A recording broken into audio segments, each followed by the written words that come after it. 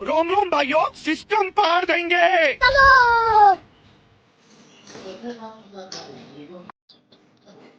चलो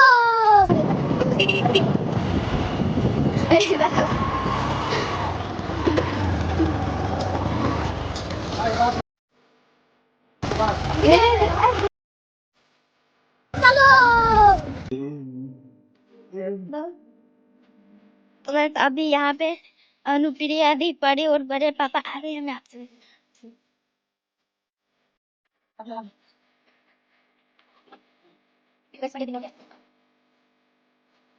ये दिखाऊंगी।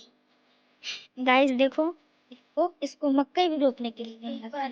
ये पसनी से जो ये आयल बना रही है पसनी से, और ये कहती है क्या पसनी से क्या होता है। आज इसको पसनी कहते हैं, पसनी। हम लोग गाइस इसको पसनी कहते हैं। नहीं, पसनी पसनी। और हम लोग की भाषा में से खुरपी बोला जाता है। नहीं, पसनी। वही पसनी पसनी।